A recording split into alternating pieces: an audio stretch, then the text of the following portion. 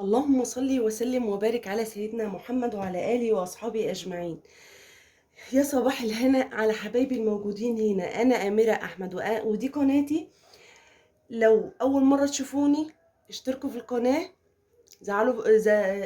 فعلوا زر الجرس، ويلا بينا نشوف الوصفة بتاعتنا الجديدة. انت جايلنا بإيه النهاردة يا أميرة؟ طبعا قناتك طبخ حلو حادق. ايه اللي انت جايبه لنا النهارده ده؟ ده يا جماعه حاجه كلنا في بيوتنا ما بنستغناش عنها. كلنا في بيوتنا بنحب بيوتنا تبقى ريحتها حلوه. بنحب بيوتنا وحماماتنا وشققنا واوض نومنا يبقى ريحتها حلوه. دايما البيت اللي ريحته حلوه الطاقه السلبيه بتبقى معدومه فيه، وطبعا دايما بتبقى الطاقه الايجابيه موجوده.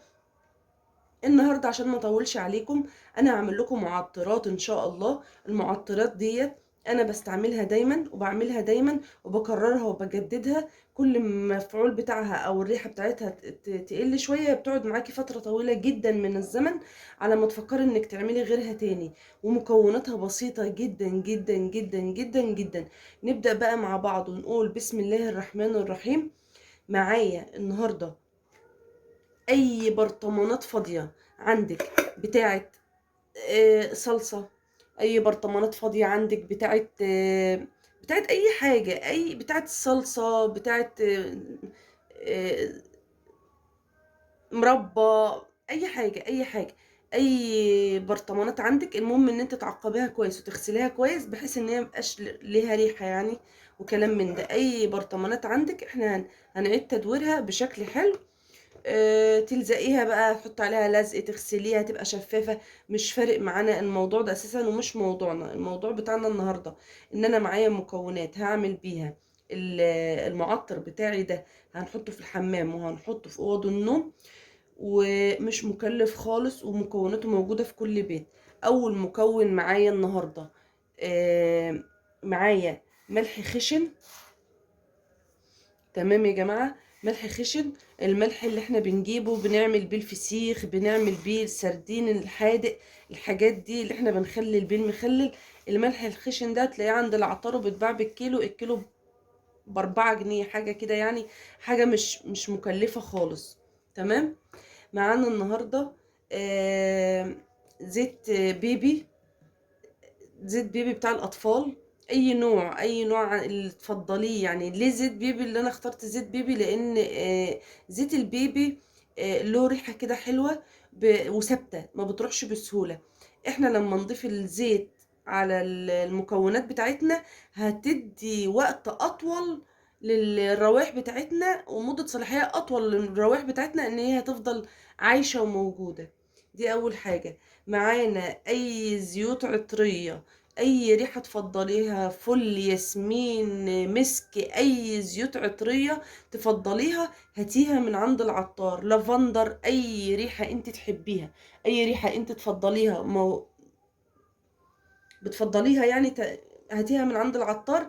اي زيت عطري يعني هتشتري الازازة مش هتعدي 10 15 جنيه وهتعملي حاجة هتعيش عندك شهور. تمام كده. عندي تاني ده دوني يا جماعة، بس ده الدوني بريحة البرفان. في له ريحة كده حلوة قوي مميزة. الدوني ده انا بحبه جدا. مش بجيبه للغسيل بس، انا بعمل بيه كل حاجة لدرجة ان انا ممكن احطه في بخاخة كده وبزودها مية وببخها على الهدوم وهي بتتكوى. بتفضل اكنك حاطة ريحة برفان في الغسيل.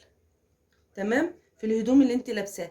عندنا بقى هنا الوان طعام، اي لون طعام غذائي عندك، احمر، ازرق، اخضر، المهم يعني مش عايزة خالص نلغيه ويبقى هو المكون هيفضل ابيض زي ما هو كده.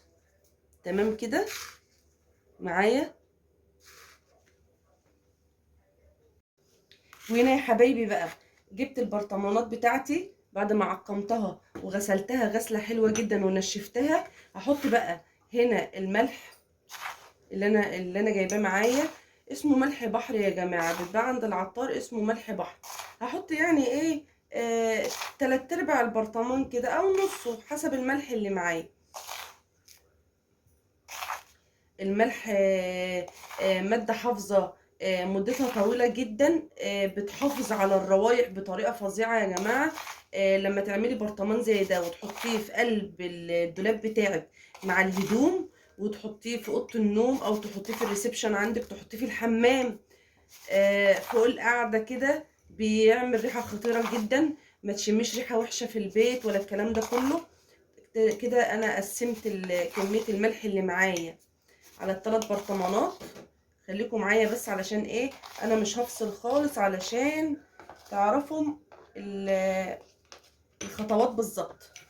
هنا انا حطيت الملح بتاعي اهو، تمام كده، تمام. هنا بقى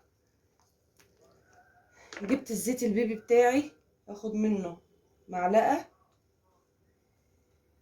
على كل برطمان،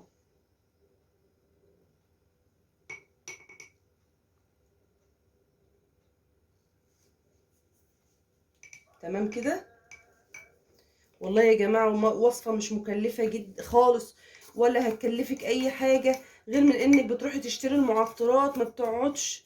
والريحه مجرد ما بتبخيها او ما بتعمليها ما بتقعدش برضو، ما فيش نص ساعه وما تلاقيش ريحه حاجه وبفلوس كتير. فاحنا الله المستعان نوفر بقى الايام دي، لان الاسعار زي ما احنا شايفين كده. معانا بقى الالوان الغذائيه بتاعتنا. معايا هنا لون احمر اهو، مش كتير يعني. معايا هنا لون ازرق. دي الوان صحيه يا جماعه، الوان غذائيه صحيه، بتتباع عند اي عطار وب5 جنيه، يعني مش بفلوس، واسعارها قليله. وهتلاقي نفسك عامله حاجه جميله وفرحانه بيها ان انت عامله حاجه موفره، وعملتي منها كميه كتيره وحلوه في بيتك. هنا انا لونت الملح بتاعي اهو.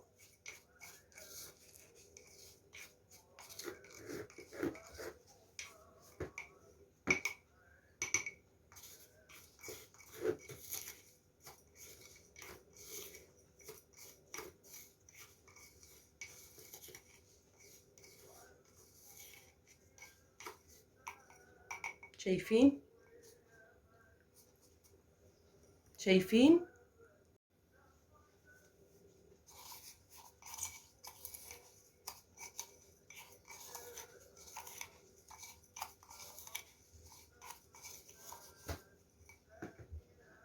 زود بس اللون هنا شويه، لان اللون هنا آه جه قليل شويه الاحمر ده.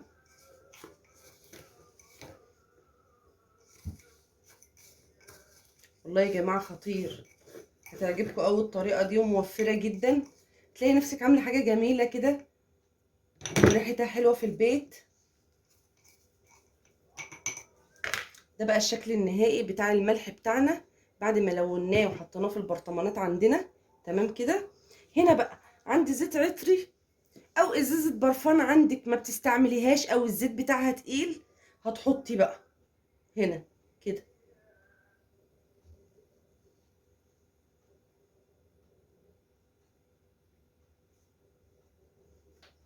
تمام كده. هنا بقى عندي الدوني اللي انا بقول لكم عليه اللي هو ريحته برفان ده، انا هحطه هنا.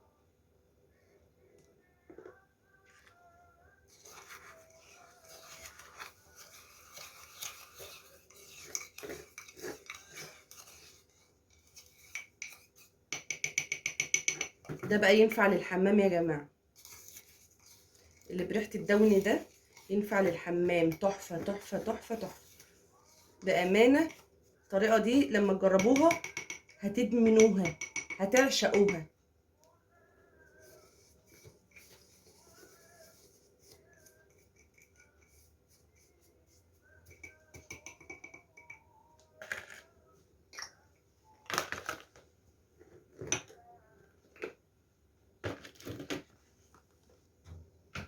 وصفتنا هنا كده يا جماعه خلصت، سهله وسريعه وبسيطه ومش مكلفه، وما كلفتناش اي حاجه، تمام.